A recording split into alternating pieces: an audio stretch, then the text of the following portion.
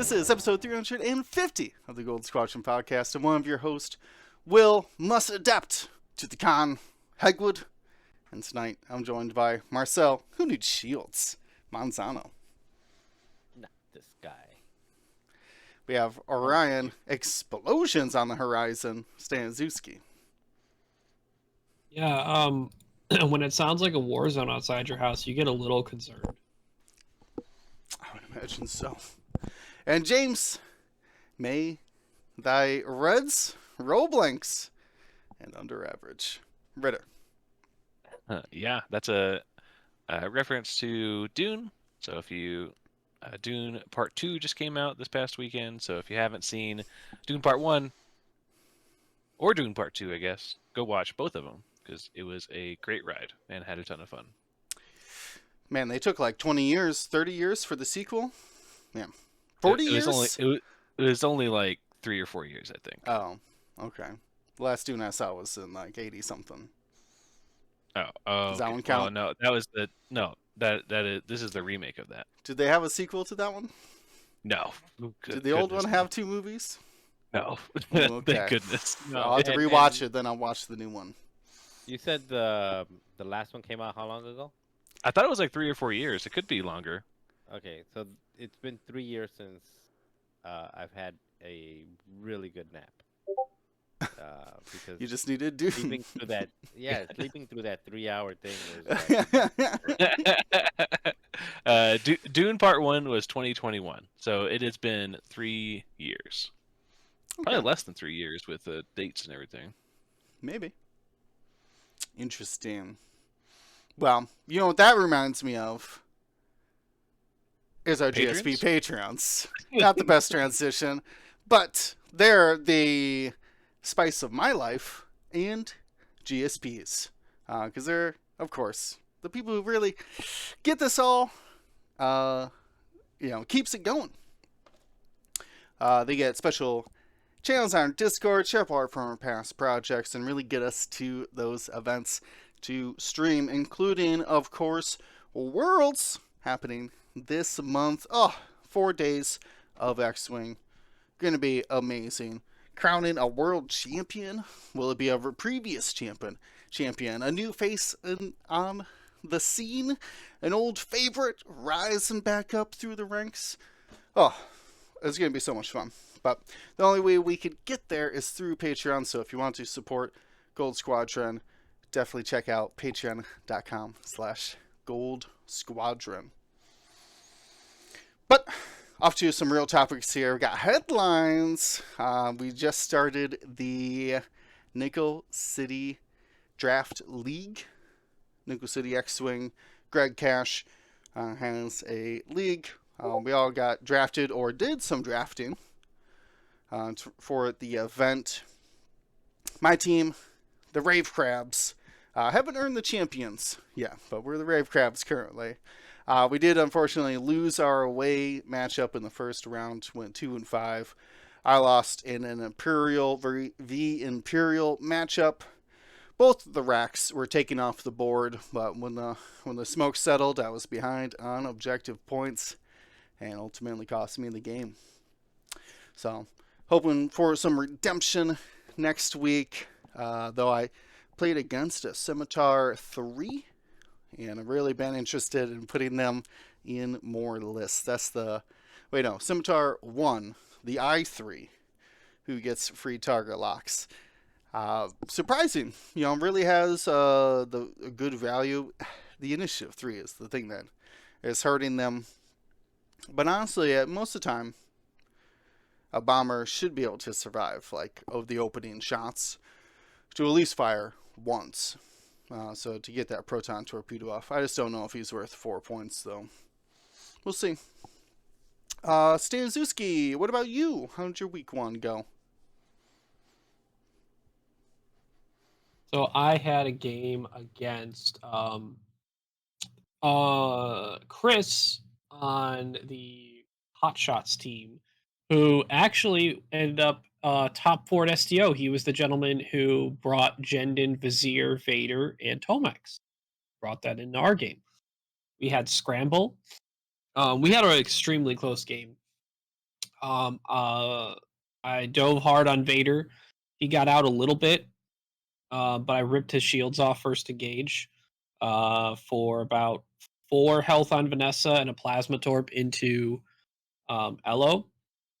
But I mean, if you told me before the game that Jenin would never fire a proton cannon, Vader would only have 1 locked shot, and Tomax would only fire 1 plasma torp, I think I'd be very happy if I knew that before the game. Jenin just held on a little bit longer than expected, and I couldn't secure the final kill on Vader because I had the chance to kill Jenin and Vader in the final turn because they were both really low on health, and I set up the kill box for both of them. Vader was Ion, so he was easy to find. It was just more of doing that, and I barely lost. It was a really, really close game, really fun game. But my team, the Lothal Wolfpack, won the series.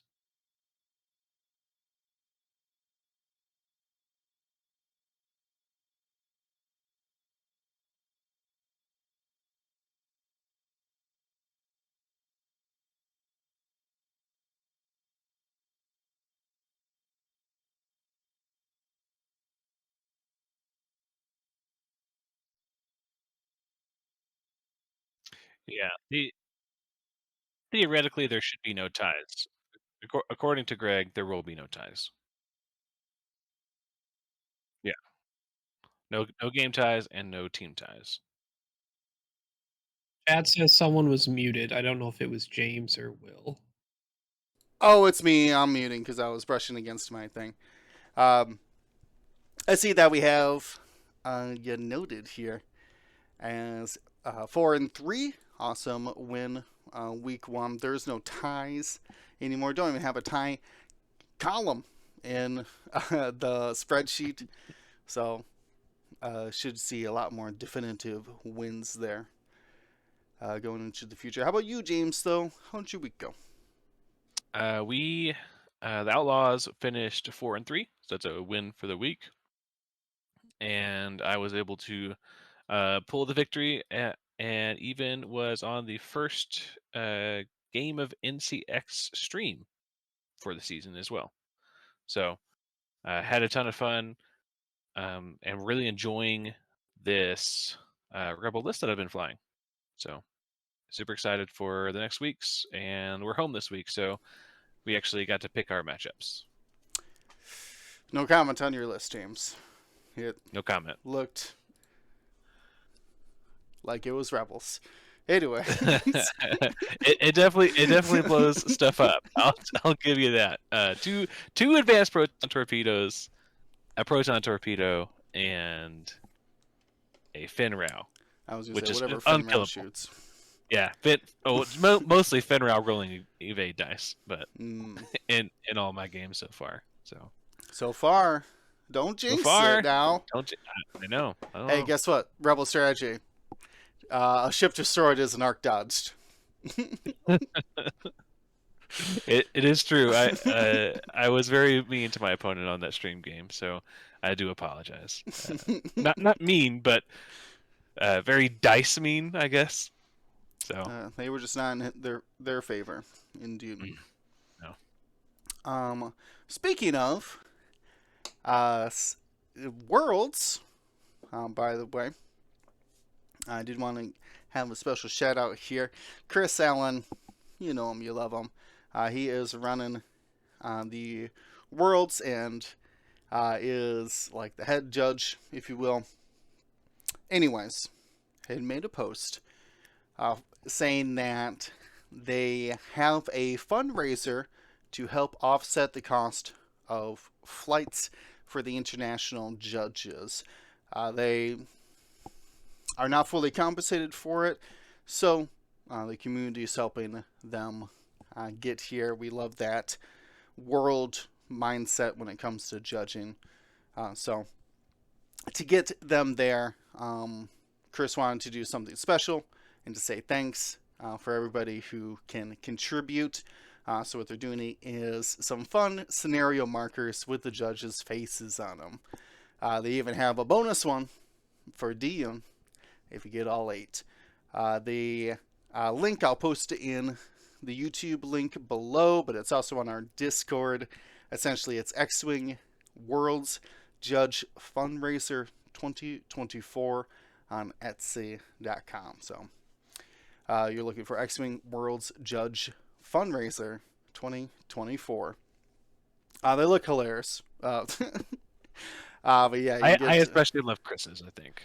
Yeah, how cute.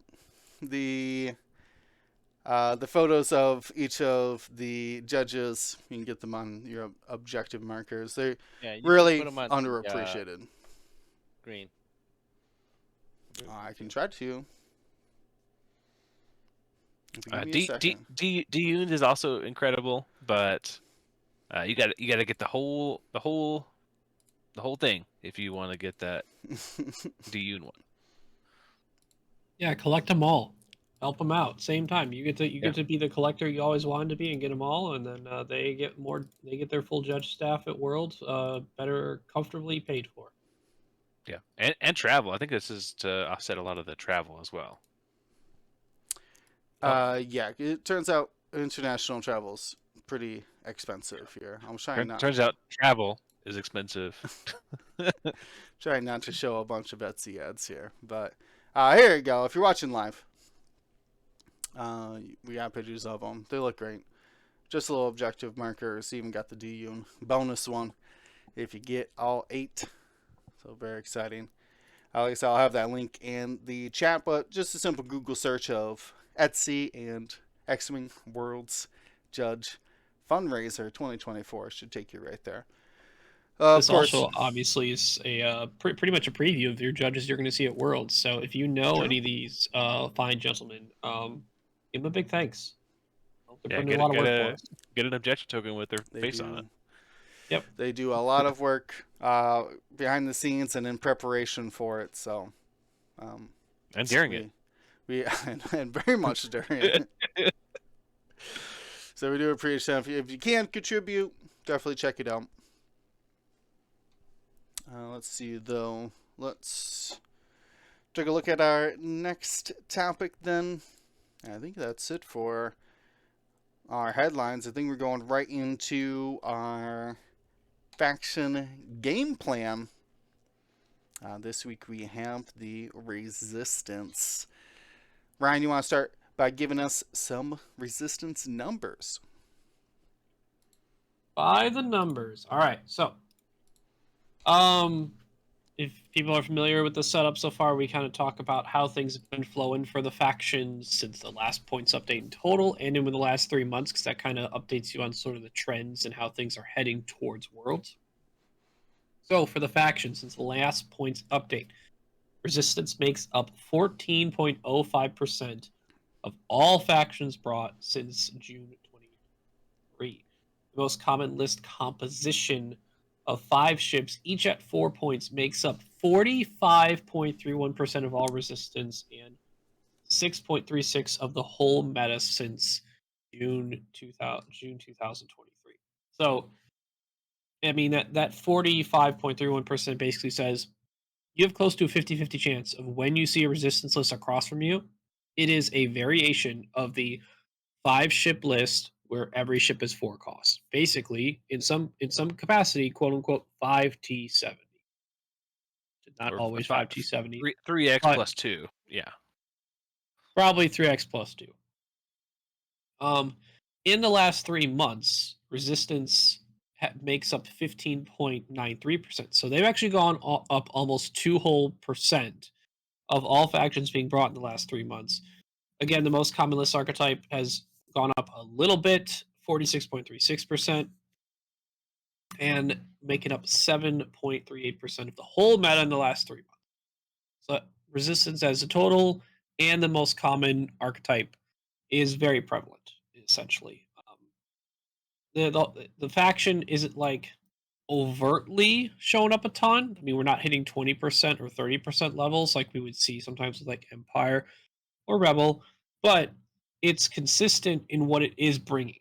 In that, it's probably bringing 5 ships and it's probably bringing a bunch of 4 costs. Now, in terms of like specific to the pilots, right? So since our last points update, Elo Asti is far and above the most popular pilot in Resistance. I think if you look at any faction, Elo Asti is the most popular pilot of any faction. It's more over than Commander Mauers in FO. It's more over than like maybe even specific Vaders in Empire. Maybe if you put all the Vaders together, might get the same percentage as Elo, but or like maybe close to Luke and Rebels. But Elo makes Is up anyone 90. surprised? No, not really. Elo makes up 91.9% of Resistance list. If you are playing against Resistance, you are probably playing having there's an Elo across from you. Like 9 out of 10 times. Temin Wexley is the next one closest and is 63.97%, followed by Jess at about 40% and Zori just above 30%. In the last 3 months, Elo has gained a little bit more amount from about 92 up to almost 94, so 93.85%. Temin comes up even a little more at 69.83%. Jess a little more at 43.02, and Zori had the biggest jump, jumped almost 10 whole percent, from 30.52 to 39.11. So more and more people have picked up Zori in the last 3 months comparison to like if you were to look at the entire year. So what all this means is in a 10-round Swiss at Worlds, you're likely to see 1 to 2 resistance lists, and it will very likely include Elo, Temin, Jess, and 2 other things. Your 3x plus 2. Any other comments or things from you guys before we leave the numbers section? I'm trying to think I of would- the only squads that I don't see Elo in are the Poe, Ray, Y-Wing list, the 7733. But I feel like any 5-ship Elo's going to be inside of it.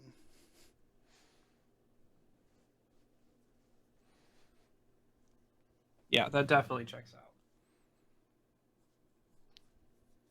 All right, so I would say, yeah, just when to keep an eye out for the Falcons, because I mean, in those two games that you may see of Resistance, there's a non-zero chance that you will see a Falcon.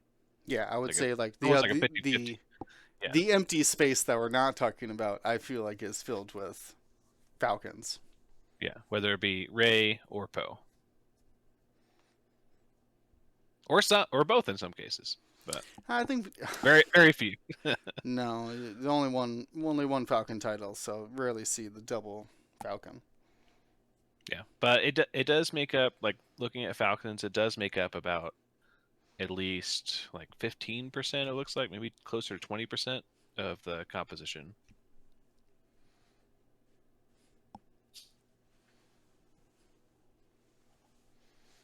okay.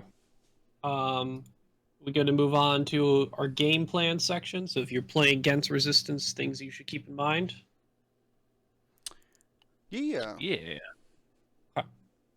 So let's start with our scenarios, advantages, disadvantages. Will, looks like you took a crack at, so for Assault, for Resistance, what do you have down for your advantages and disadvantages? All right. So the advantages that they have going into the assault scenario is that they're normally running 5 independent ships.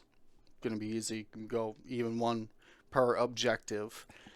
They can, but don't have to stick together. That's normally like your Jesses or I guess the M9. You don't need to be next to each other just to like get the initial lock.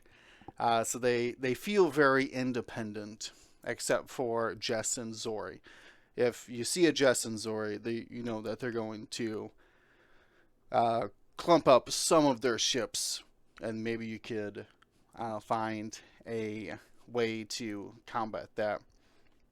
Their disadvantages for Assault is that they're only ever going to have 1 large base, and they're not going to have any medium bases. There's not even a medium base for Resistance. Is that correct? I don't believe so. Couches are small base. So that's an area where you can see the flaw in their kind of list building for that and take advantage of your own medium or large bases to be able to compete against those objectives. Like I said, they'll have to pair up if they even want to contest those objectives in assault. Very scary, but that, to me, that's a big disadvantage, whereas a lot more factions are bringing a lot more large and medium base ships.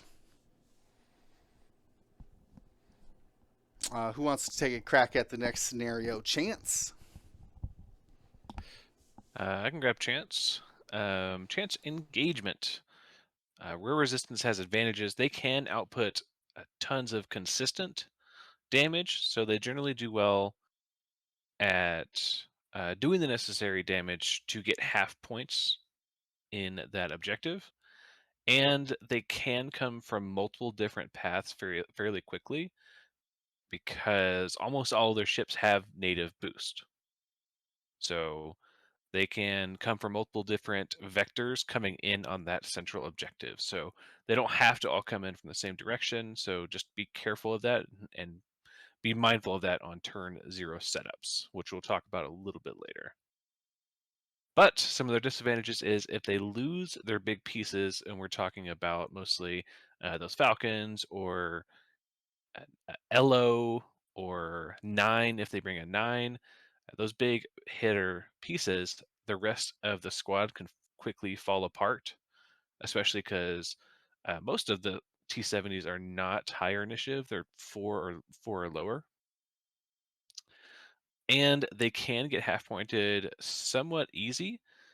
Just kind of depends on how the engagement shakes out, but they can lose half points very easy. So if you're able to target one of those T70s, it can, very realistically go down in one round, but can also very easily take down half on 2 of them, which is the same amount of points. So 2 points, 2 points, or 4 points, or 2 points and 2 points. Any other notes on Chance there?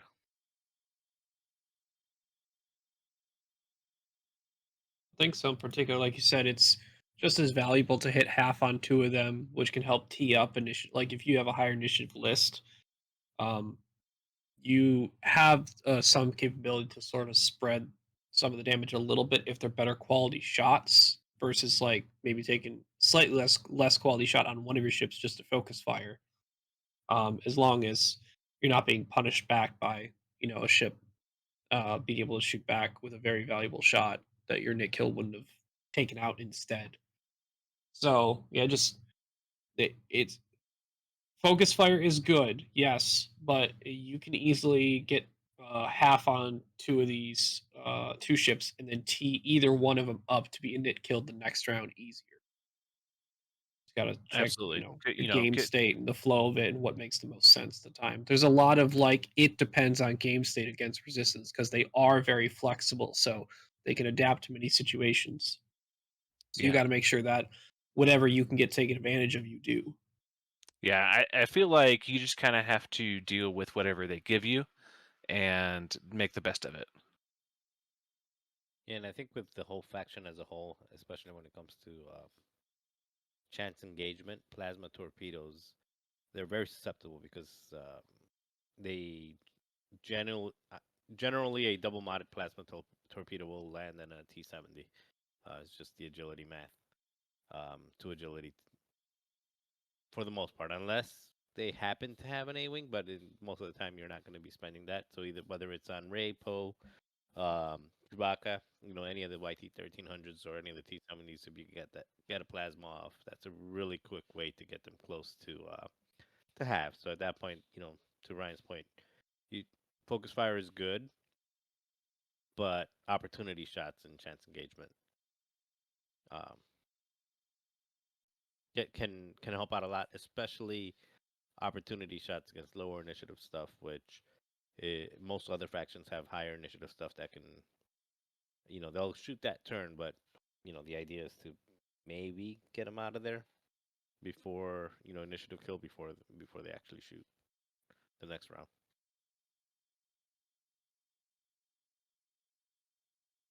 Awesome. Yeah, good breakdown there. And Salvage is up next.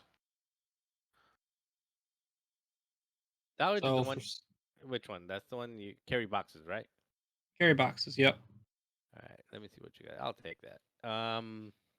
I didn't write Is, any of it, this. is Marcel a little quiet for anyone else, or is it just me? Oh, hold on. Just want to make sure. Am I? He was a little quiet for me, yeah. All right. Is this better? Or I got like a little. Yeah, much better. Okay. Yeah. I wasn't eating my mic enough. Yeah. So I didn't write any of this. So if Eat it a little you bit less. oh, Thank you. is this better? All right. Is this good now? So for salvage, again, boxes is the advantage is that they don't need their action, so can hold boxes and still point dangerous guns. I think that goes back to a little bit to their. There's a lot of soft mods. M9G8 R66 is that the right number? The bullseye reroll, heroic. So R68. there you go. I knew I had the R6 part right. And another advantage is that most outside of Tem and Wexley, I think most other T70s, and also if you're flying BB-8, they really don't. I mean, they're fine just like chugging along and just kind of like not repositioning. They just point their gun in a general direction and they're fine. Um, that way, especially the popular one, Elo, who can have those white Talon rolls and just be fine for the most part. Some of the disadvantages are not a ton of consistent crit generation available to the faction. If behind, can sometimes need their repositions to get shots they need to get back into the game. And I think another is in salvage specifically, a lot. Heavy laser cannon is probably the most popular in resistance versus other factions, and it actually does really well in chance and some of the other ones against like the triple arcs or double arcs that they can line up the bullseyes, and get past that selfless trigger. But yeah, in salvage that's not gonna help you much. And also, a lot of the ships will opt for a different upgrade other than marksmanship. So there's not a lot of crit generation, as I said. And so another disadvantage is on the opposite end, on the defensive side, similar to plasma torpedoes being very difficult against them. Because of the two agility, one or two agility. There's very few three agility ships that you'll run across. Mag pulse missiles at high initiative is pretty. There's a lot of Mag pulse missiles around, and the T-70s don't have a good way to shake those Mag pulse missiles. So Hollow, other Poes, and just so many other ships out there, Malrus, etc. A Yeah, lot of Resistance hates Magpulse missiles. yeah, because The now depletes, the jam, it's all bad. there's nothing good about it, and salvage, they're dropping crates. So same thing with proton torpedoes. Even a single-modded proton torpedo, you will usually knock the crate off. I'm talking about like um, like Luke burning a force to do instinctive aim and stuff like that. That'll usually knock it off. So I think salvage is probably one of their more difficult ones. But I don't know. You guys got anything else that's something specifically beneficial or So detrimental? I will contend at least so for boxes, mag pulse hurts more, right, against resistance. I'll contend though that mag pulse hurts resistance probably less than a lot of the other factions. Um, that normally are targets for mag pulse, like your tie bombers, are really hurt by mag pulse more than like the T70s. Arc 170s, I could see the argument being not as bad because essentially, I mean, both Resistance and Republic, when they use arcs, are the T70s. Their shots are naturally 3 dice. They didn't need to get a lock on something besides Zori. Zori's obviously a really good target for a mag pulse if you can shoot before she shoots. But usually, if you mag pulse a T70, it's taking just 1 damage, and normally doing 1 damage to a T70, you need to be able to follow up with your game plan the next turn and the turn after, because that T70 is likely just going to get another spot to threaten you in a really dangerous position.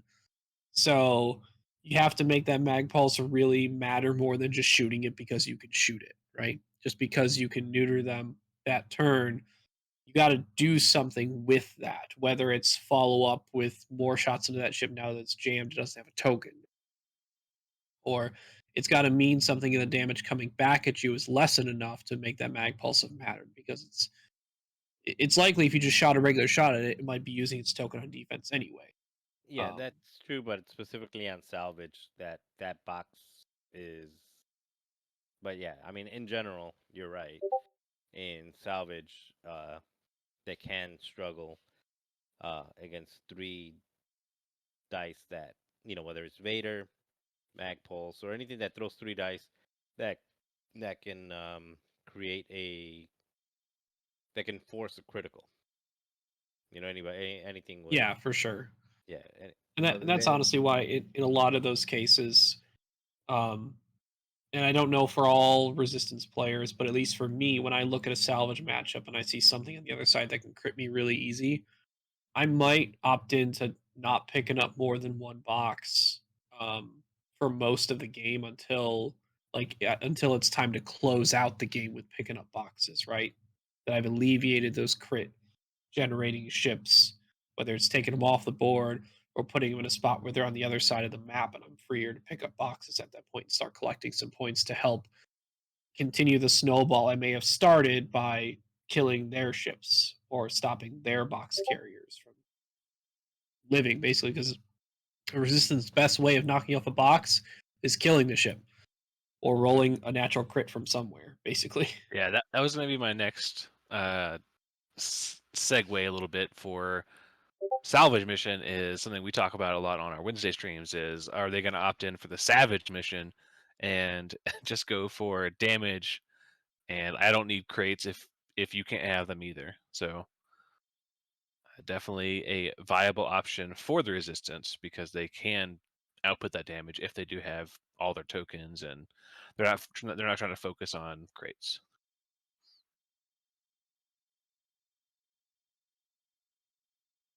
Yep. Anything else on salvage before we move on to the last objective?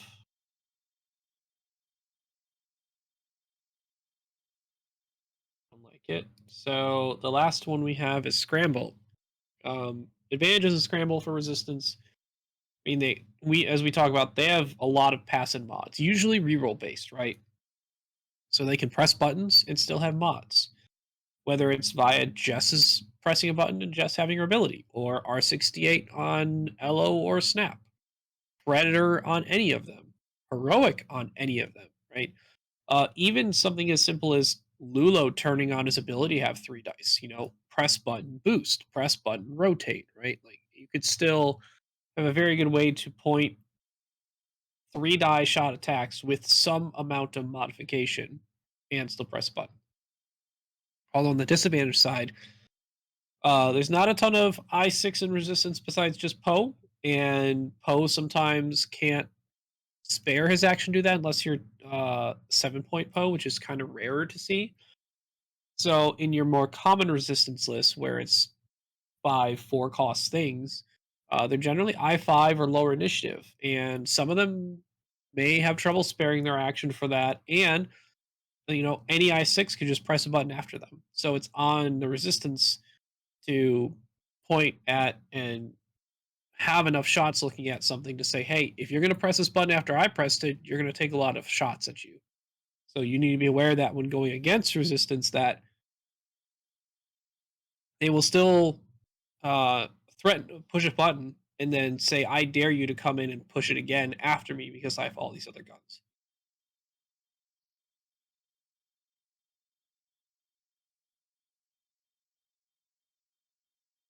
Yeah, I think that's a good breakdown for the advantages and disadvantages for Scramble. Very true. Very true. Any other notes for that one? Will, were you about to say something? No, no. I was just thinking about Scramble. They do have possibly like a wider range of initiatives.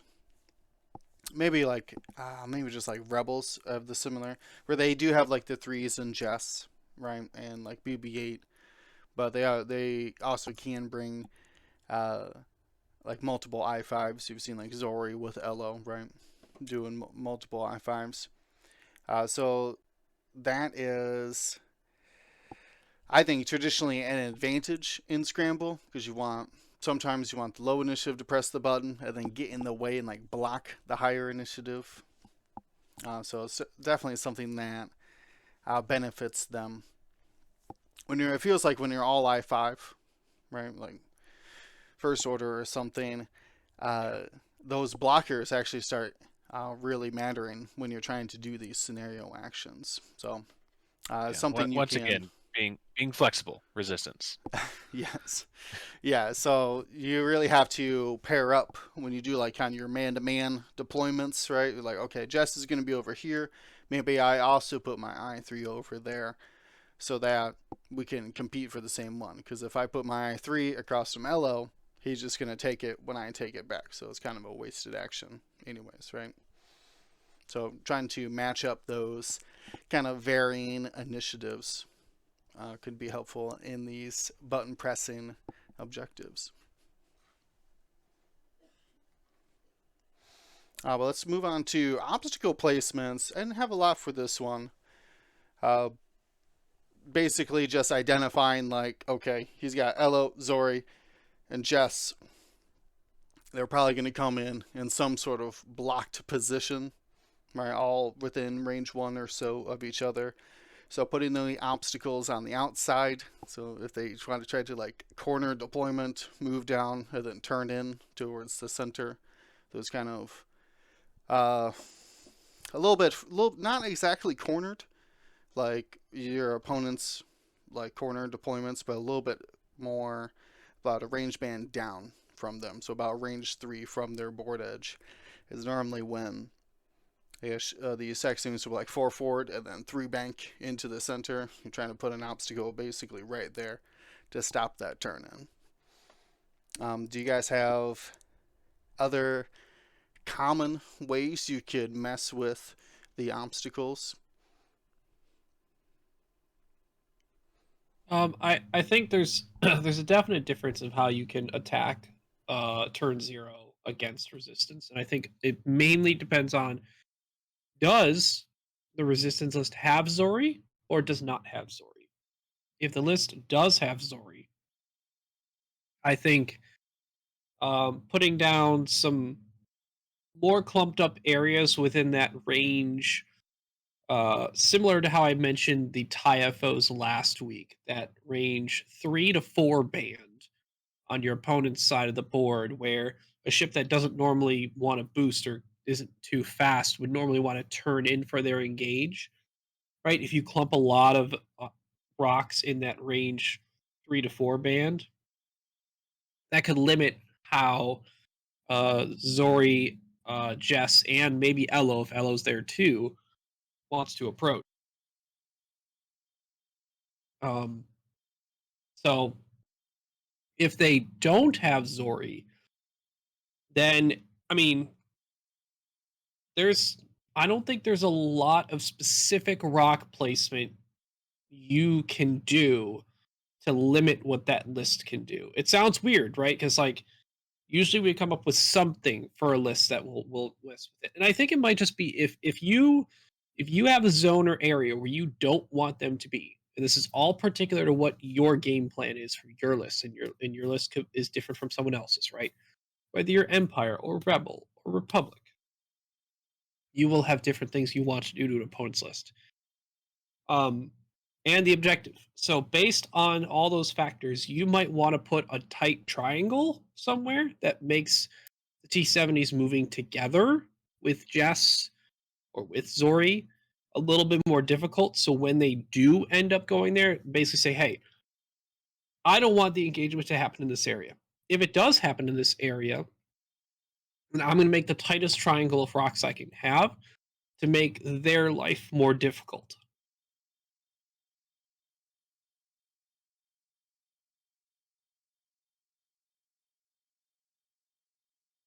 It's just without the Zori version, there's only one ship that's kind of like tethered-ish to Jess, and when everything has access to boost, I know Zori has boost, but it's red. If there's 4 T-70s Lulo, if there's 3 T-70s Kaz and Lulo, if everything has access to boost or slam or some sort of forward-based movement as a repo, then it's hard to set up like very specific rocks. That's good for multiple different types of lists that people could take. Like I said, it's mainly just if there's an area where you know your list does not want to fight their list, and if they want to exist there, you want to put as many rocks in that tight area as possible, I think.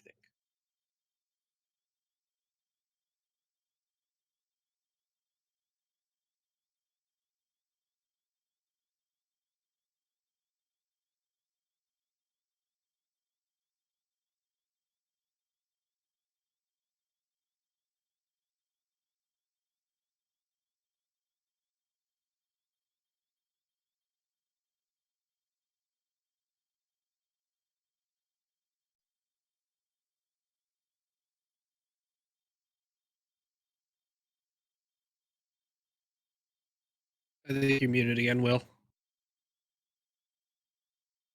Sorry. The question for you guys: does Poe affect how you place your rocks? As a reminder, you can spend that single charge, and he could ignore an obstacle while he moves through it. Does that change? Does you want to clump up your obstacles more? Does that make you care less about the obstacles and try to spread them out because he's going to ignore them anyways? How does that affect you, if at all? So just a quick qualifier before we actually answer the question. He does ignore all obstacles during the maneuver. So even if he does land on it, he can still boost off with no issue. Oh, okay. He just can't stay and shoot on it, obviously. He cannot stay and shoot. Correct. It's not collision detector or whatever that Correct. is. Yep. So would you want...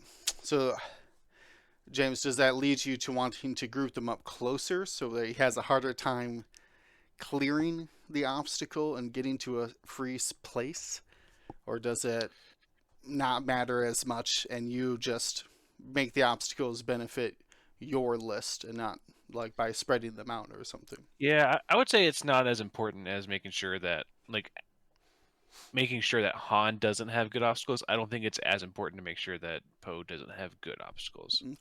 Okay. So, but definitely try to make it. I would err on the side of tighter for sure. Right. Yeah. Because Try to at least make it difficult for him, because if Poe's spending charges on ignoring obstacles, he's not spending charges on free repositions. Right, because it's every other turn free boost, and he can't do the free boost while he's ignoring obstacles. So he'd have to use his Right. perform action to boost off. So he's not getting boost and an action if you're making him ignore obstacles. So definitely try to force him into making 4 obstacle path choices to have to use that charge. But I would say don't lean too much into it, because especially if it does not benefit your squad. Ryan, anything to add to that? No, like we said, I'd say keep it tight against Poe, and that way he doesn't have because the more you put things about a range 1.5 to 2 away from each other, the more he can just hop skip one with multiple different maneuvers to do, versus like you clearly know what move he would need to do to skip over this, so you might block him. Interesting.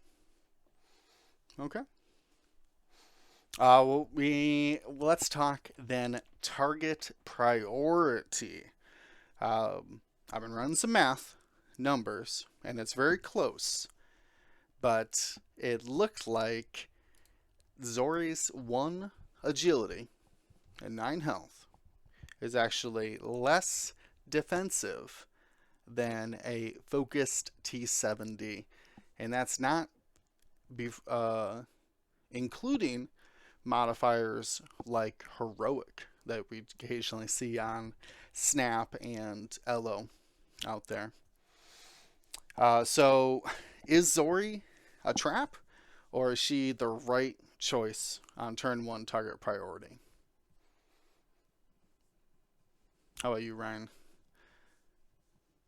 So, if Zori's in the list, I think she is, to me, only a target priority if you have stuff like ion weaponry and mag pulse weaponry. And just for that ship that has it, right? If you can neuter Zori's plasma torpedo to not happen, you should do that. Besides that, I would rather burn one of the T70s down because they have a greater threat in the end game than Zori does. Yeah, because Zori nowadays just gets plasma R4 or plasma dorsal. Is that right? Correct. Your 5-point weapon and a 2-point upgrade of your choice. Gotcha. So once Zori shoots that one plasma and maybe the second plasma, really she's just a 2-die gun out there. That Yeah, can just devil mod themselves. go do but objectives, maybe try and yeah, stay in the fight as long as possible, maybe 5k and point another plasma, but like if you can neuter the shot and have the plasma not happen, do that. But even with the rest of your guns, you probably should be shooting something else because Zori in the end game, you can go get her points later. She's not going to squirrel her way out of anything. You will do damage to her. So I think while you have the opportunity and more guns to bring to bear, you should be going after like an Elo, a Snap, a Jess, a Lulo if there. If you can burn one of them down and get Zori later, I think that's your better target priority combination. Although I'd like to hear that you guys had notes on this originally, wanted to go for more of the I5 based stuff first. yeah. If you can take down Elo or 9 early, especially if you have a stronger high initiative, uh, you can, or if you have a stronger high initiative, you can try to go for the I4 and maybe destroy them before they get to shoot to initiative destroy them. But if you're also at I5 or lower, then you can target their initiative 5s like Elo and 9 to get them to ensure that your ships are not initiative killed and to take off, like to make sure that you're the big dog on the table. Yeah, big ones like if you're playing Republic and have triple arc 170s, right? Only one of them's I5. Mm-hmm. They have a lot of good offense, but you want to keep that offense around. So if Elo or Lulo show up, you should probably try and burn them down because they are the ships that could init kill your Wolf or Jag. Mhm. So Yeah, keeping those arcs around just for, even if it's just for one more engagement, can be crucial because of things like shared initiative. So if and the born for this, so things like that, especially if you have things that can help each other in the initiative phase, and you have low initiative 4 or lower, definitely try to focus on getting those initiative 5s out of there that to make sure that at least your ships get to the engagement.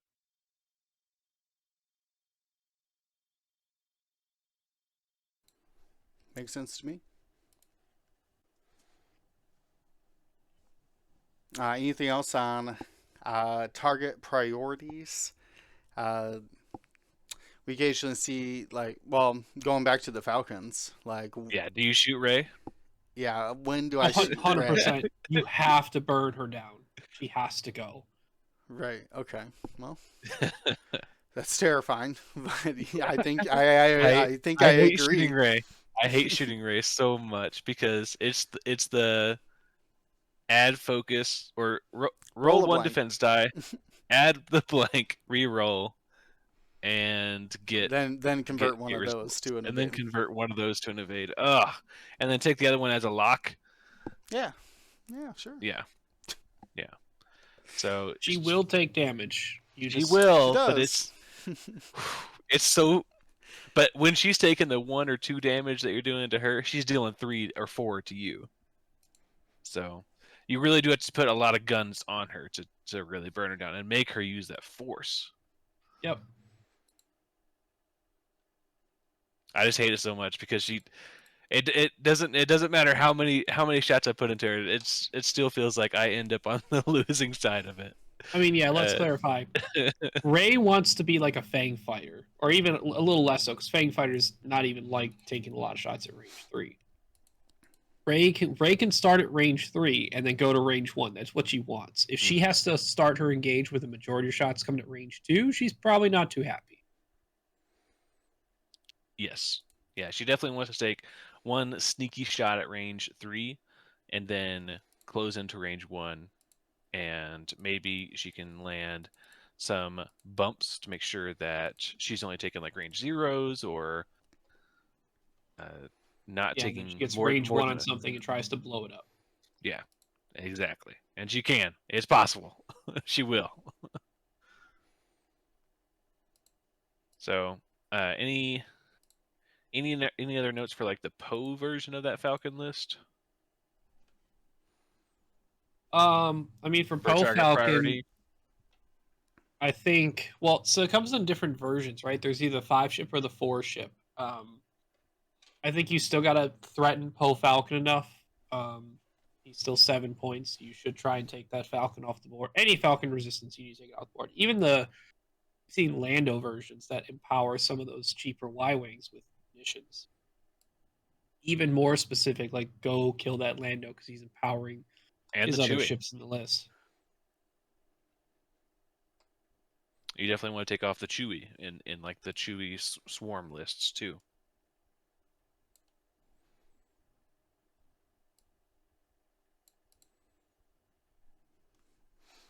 Very true. I mean, it seems like the Falcon's the priority target. I mean, it only has 11 health. Only 11.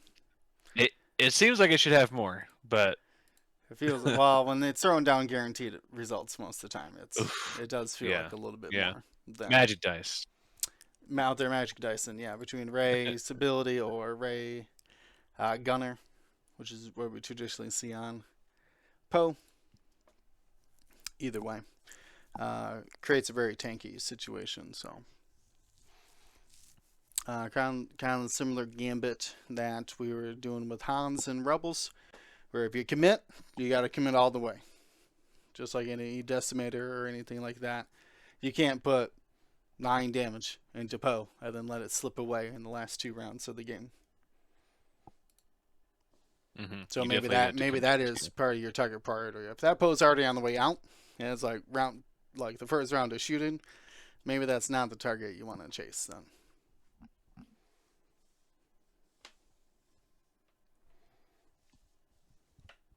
Marcel, do you got any final thoughts for combating these resistance lists? Any hot tips, upgrade cards we should be bringing or be on the lookout for? No, I think more than what you bring. Again, it's situational. The mag pulse, any of the 3 dice high initiative stuff. Um, Outside of that, I think the biggest thing is just looking at target priority and splitting your damage. The z- like Ryan was saying, like Zori, for example, is a trap. Um, because once she's at range 1 or once she's gotten rid of her plasma torpedoes, she's really not going to be a meaningful part of the game, and it's not going to close out a game. Same thing with Chorus. So if you run across something like the final at Sith Sticker Open where it was the 2 Y wings just I'm not, you wouldn't ignore them, but you also don't focus on them. Just make sure that you limit their output, but understand who the real threats are, and then who is going to close out the game. So I think that's probably the biggest thing with them. It's just figuring out target priority and understanding when's a good idea to split your fire or when's a good idea to just like hone in and try to kill something. Um, so I mean, it's a pretty straightforward faction for the most part, unless you're flying YT 1300 Poe or Happy Flyboy Poe with burnout thrusters. Not burnout thrusters. Is it burnout? No, what? With Overdrive. overdrive. Yeah, overdrive. Unless you're going against overdrive or the YT 1300 Poe, it's a pretty straightforward faction. You're not really going to get surprised, and um, it the strategy to beat them is you probably know the strategy to beat them. The problem is when you're in the middle of the scrum and then you start getting in your head and you're like, well, this is an easy shot. That shot. That's Zori. I'm gonna do three against his one or 3-on-3 at that range three. Unmodded T70, and you end up taking that easier shot, which in the grand scheme of things doesn't really do much for you, even if you land those two hits on it.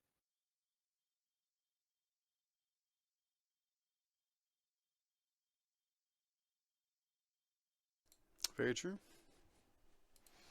All right. Any other closing thoughts here on Resistance?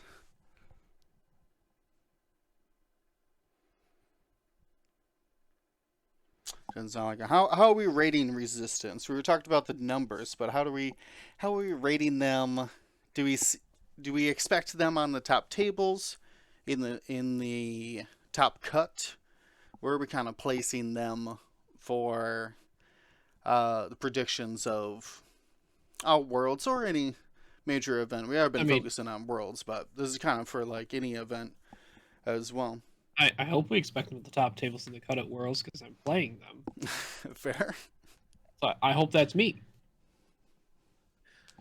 So well, other than you. Actually looking at faction performance since the last points update, Resistance has the best performance. Really? Yes. Outclassing Republic, huh?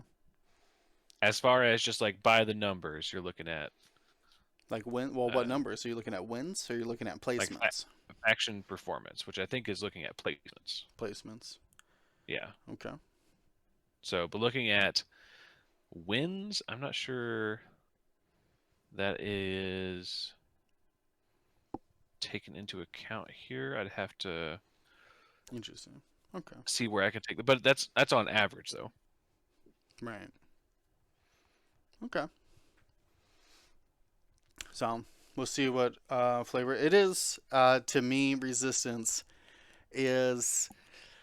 We know what pieces they should be bringing, right? Falcon, X-wings, but it feels like out of all of the list, maybe it's because they don't have standard loadouts, that each one always feels different. Everybody's got a different take. Are you bringing Swarm Tactics? Are you bringing Ferrospheric Paint? Are you bringing Jess? Are you bringing all I5s? Right? Do you want the rear arc T70, or do you want Zori? Right? Because everything seems to be personal taste and pretty much even. That you never know what to expect. We've been seeing the Commander Poe and BB-8 versions of 3X plus 2 as well.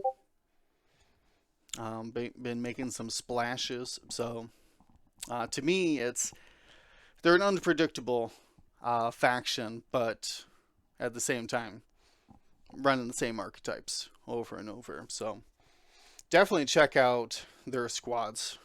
To me, the Ferrospheric Paint is always something like you have to watch out for when you're playing against Resistance. Double check who has the Ferrospheric Paint, especially if you're doing lock-based munitions or Darth Vader X1, anything like that, because that stress token could be very impactful for the game. What's the other one? Like if you're flying arcs, Jag in like double or triple stressed because he wasn't sure who he was going to shoot, and he's moving his lock around.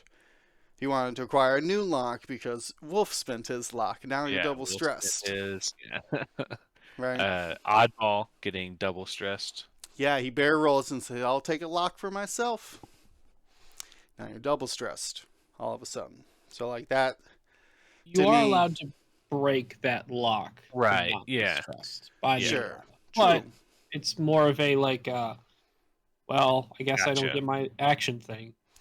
Right. Not so Or bad just when make it's them like stressed. oddballs free stuff, right? And you're like, oh, okay, I won't take the free ability. But yeah, when it's your action, especially if you're like Action Vader, who's about to lock and then wants to barrel roll focus, or do like the red linked action focus into barrel roll, and you locked first, well, now you can't take any more other actions. And they do usually lock first too, just out of habit. Just out of why, let's obviously I'm going to lock. So let's just do that. You should barrel roll first, but again, you should also be using lock and then focus linked barrel roll to get 3 actions for 1 force. But Vader doesn't like being stressed no matter what, so he doesn't. Hard choice. Yeah. So yeah, very interesting to see how they'll do in the upcoming events. I'm excited We're not for watching out for those underslung blasters. You should watch out for Underslung. Underslung's the real MVP.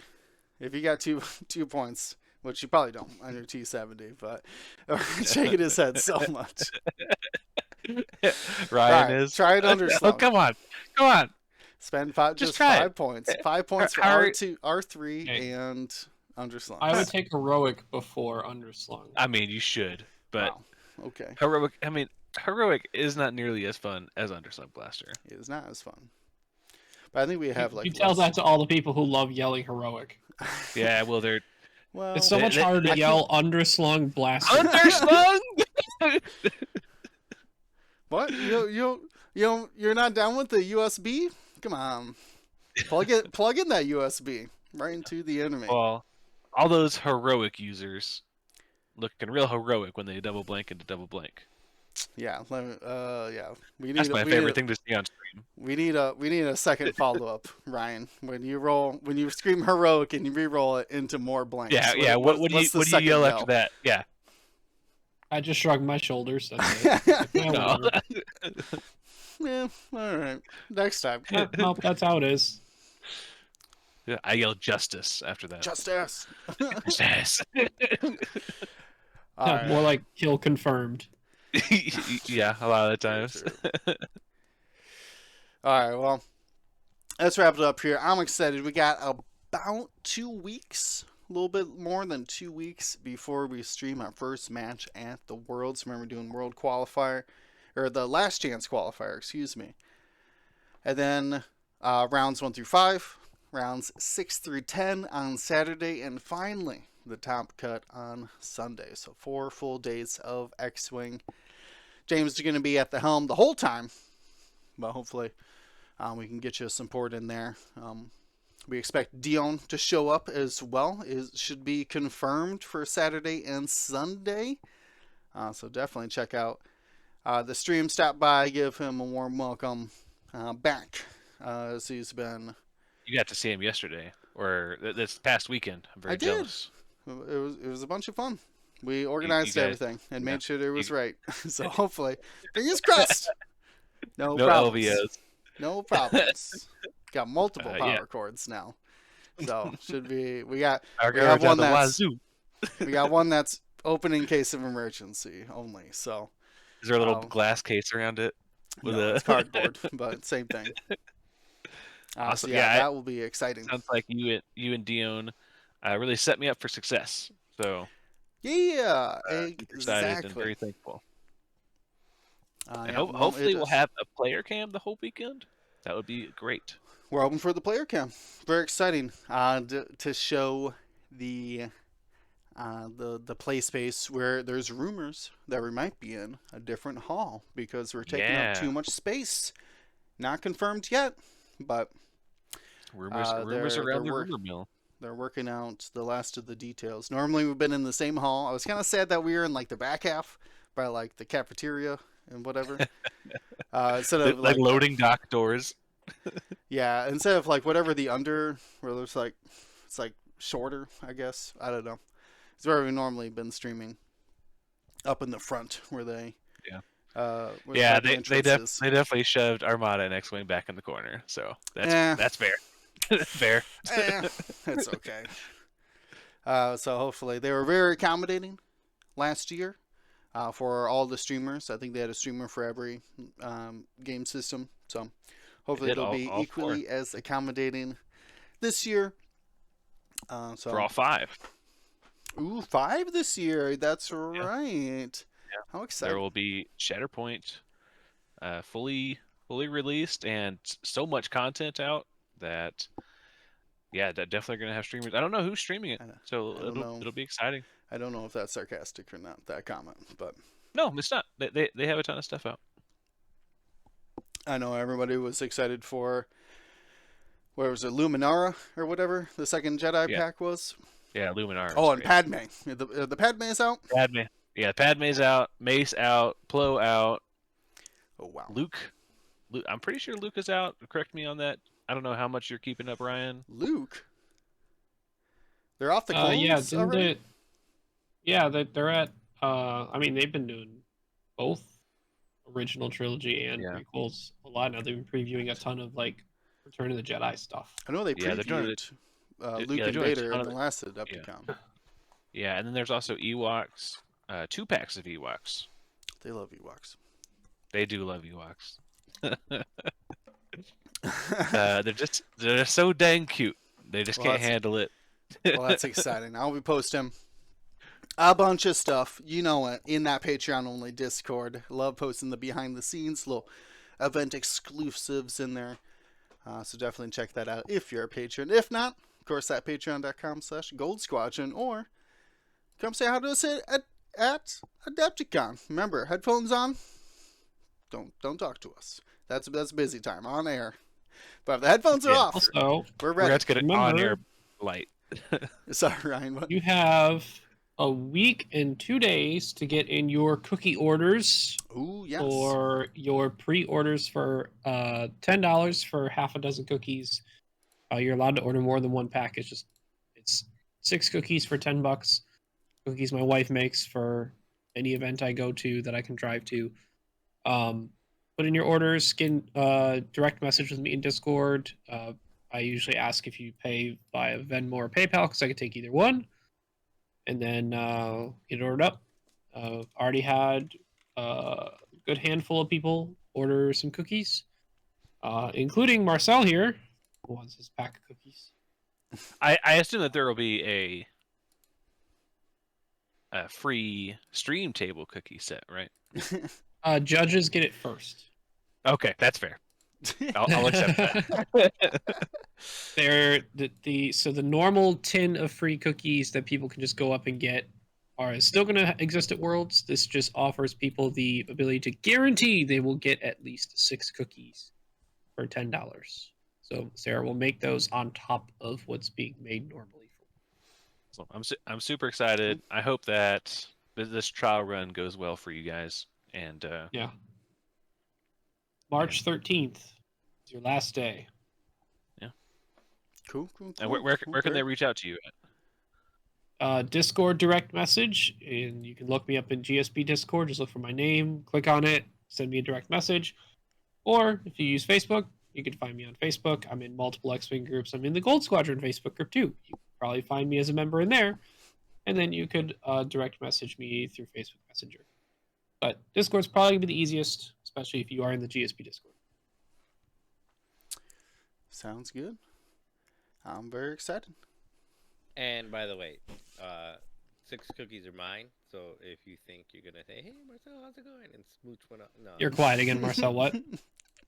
I said all 6 cookies are mine. So if anybody's thinking they're gonna come and like put their arm around with me Yeah. and say like, "Hey, Marcel, how's it going?" It's going well, but those 6 are mine. So get your own. See, I know people, some orders that have come in that have asked for multiple dozens. So you're not barking up the right tree if you're going to Marcel. Let's put it that way.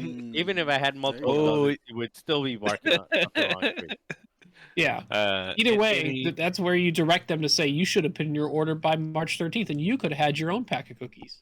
And any hints on who the big orders are? Nope. I'm gonna let people try and hunt them down if they really want to mooch off them. Hey, That's their problem. that was a test, Ryan. You passed. You didn't reveal your clientele. There Yep. you go. NDAs. NDAs. All right. Well, let's get out of here. I'm excited. Worlds can't come fast enough. It's going to be an amazing time. So, hope to see you guys there. Until then, from everybody here at Gold Squadron, stay safe, stay smart. Gold Squadron out.